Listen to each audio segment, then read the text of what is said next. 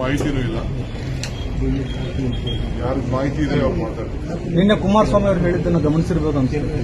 ಕುಮಾರಸ್ವಾಮಿ ಅವರು ಹೇಳಿದ್ದನ್ನ ಗಮನಿಸಿದ್ದೇವೆ. ಮೊದಲಿಂದ ಕೂಡ ನನ್ನ ಜೈಲಿಗೆ ಹಾಕಿಸಲೇಬೇಕು ಅಂತ ಹೇಳಿ ಬಹಳ ಸಂಕಲ್ಪ ಮಾಡಿ ಷಡ್ಯಂತ್ರ ನಡೆಸ್ತಾ ಇದ್ದಾರೆ. ಒಳ್ಳೆಯದಾಗಲಿ ಅವ್ರಿಗೆ. ಅವರ ಆಸೆ ಯಾವ ವ್ಯಕ್ತಪಡಿಸಿದ್ದಾರೆ,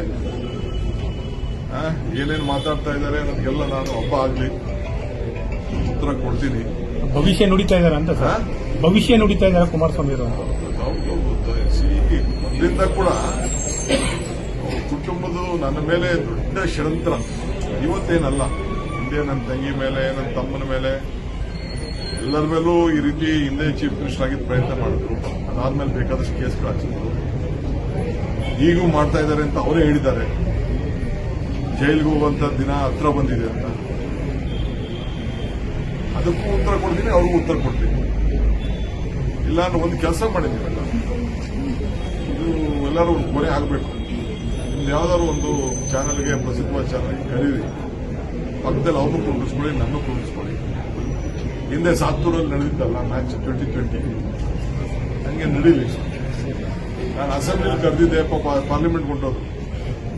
ಇನ್ನು ಬೇರೆ ಅವ್ರ ಪಾರ್ಟಿಯವ್ರ ಜೊತೆ ಮಾತಾಡೋದ್ರಲ್ಲಿ ಏನು ಅರ್ಥ ಇದೆ? ಅವರೆಲ್ಲ ನನ್ನ ಲೆವೆಲ್ಗೆ ಅಲ್ಲ ಅವರೆಲ್ಲ.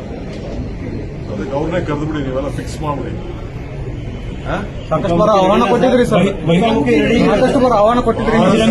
ಬಹಳ ಸತಿ ಅವ್ರಿಗೆ ಆಹ್ವಾನ ಕೊಟ್ಟಿದ್ದೆ, ಈಗೂ ಹೇಳ್ತಾ ಇದ್ದೀನಿ. ಸುಮ್ಮನೆ ಇಟ್ ಅಂಡ್ ರನ್ ಮಾಡೋದಲ್ಲ. ನಾನು ಏನೇನು ಮಾಡಿದ್ದೀನಿ ಅಂತ ಏನೇನು ಅವ್ರು ಹೇಳ್ತಾರಲ್ಲ, ನಂದು ಅವ್ರದ್ದು ಎಲ್ಲ ಚರ್ಚೆ ಆಗಲಿ. ಅವ್ರ ಕುಟುಂಬದ್ದು ನನ್ನ ಹತ್ರ ಇರುವಂತ ಅಗಾಧವಾದಂಥ ಭಂಡಾರದಿಂದ ನಾನು ತೆಗಿತೀನಿ. ಅವರು ಎಲ್ಲ ಭಂಡಾರದಿಂದ ತೆಗೆದು ಅವರು ಜನರ ಮುಂದೆ ಇಟ್ಬಿಡ್ಲಿ. ಸೊ ಜಲ್ದಿ ಪಾಪ ಅವರು ಬಹಳ ಪ್ರಯತ್ನ ಮಾಡ್ತಿದ್ದಾರೆ. ಅವರೇ ಜಡ್ಜು, ಜೈಲಿಗೆ ಹಾಕಿದ್ರೆ ಅವರೇ ತಾನೇ ಜಡ್ಜೆ ತಾನೇ ಜೈಲು ಕಳಿಸೋದು. ಅವರೇ ಜಡ್ಜ್ ಆಗ್ಬಿಟ್ಟಿದ್ದಾರೆ. ಜಡ್ಜ್ ಆಗಿರೋರು ಪಾಪ ಕೋರ್ಟ್ಗೆ ಹೋಗ್ತಾ ಇದ್ದಾರೆ. ಸರ್, ಬೆಂಗಳೂರಲ್ಲಿ ಸರ್ ಪೀಕ್ ಅವರಲ್ಲಿ ಸಿಂಗಲ್ ಆಗಿ ಕಾರಲ್ಲಿ ಹೋಗ್ತಾ ಇದ್ರೆ ಅದು ಟ್ಯಾಕ್ಸ್ ನಾವು ಡಿಸೈಡ್ ಮಾಡಿದ್ದೀರಾ ಸರ್? ಅವೆಲ್ಲ ಸುಳ್ಳು. ಯಾವ ಟ್ಯಾಕ್ಸು ಇಲ್ಲ, ಯಾವ ಸಿಂಗಲ್ಲು ಇಲ್ಲ, ಏನಿಲ್ಲ. ಕೆಲವು ನಮ್ಮ ಇಂಡಸ್ಟ್ರಿಯಲಿಸ್ಟು ಪಾಪ ಕೆಲವು ನಮ್ಮ ಬೆಂಗಳೂರು ನಾಗರಿಕರಿಗೆ ಒಳ್ಳೇದಾಗಲಿ ಅಂತ ಕೆಲವು ಸಲಹೆ ಮಾಡ್ತೀವಿ ಅಂತ ಹೇಳಿದ್ದಾರೆ. ನನ್ನ ಮತಕ್ಕೆ ಏನು ಬಂದಿಲ್ಲ. ಕೆಲವು ನಾಗರಿಕರು ಕೆಲವು ಬೆಂಗಳೂರು ಬಗ್ಗೆ ಬಹಳ ಆಸಕ್ತಿಯಿಂದ ಕೆಲವೆಲ್ಲ ಸಹಕಾರ ಕೊಡ್ತಾ ಇದ್ದಾರೆ. ಅವರ ಸಲಹೆ ಕೆಲವು ಸಂದರ್ಭದಲ್ಲಿ ಎಕ್ಸಾಮಿನ್ ಮಾಡ್ತಾರೆ. ಪ್ರಸ್ತಾಪ ಇದೆ ಸರ್ಕಾರ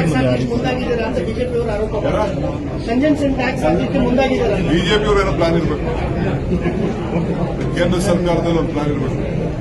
ನಮ್ಮ ಸರ್ಕಾರದಲ್ಲಿ ಯಾವ ಪ್ಲಾನ್?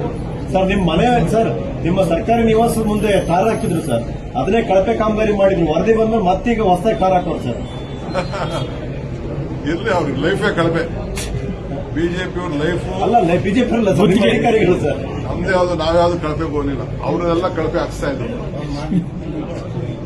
ಅವ್ರ MLA ಕ್ಷೇತ್ರದಲ್ಲೇ ಕಳಪೆ ಇದೆ ಅಲ್ಲ. ನಿಮ್ಮನೆ ಎದುರುಗಡೆ ನೋಡಂಗ್ ಮಾಡಿದ್ರು ಅಂತ ಅವ್ರ ಕ್ಷೇತ್ರನೇ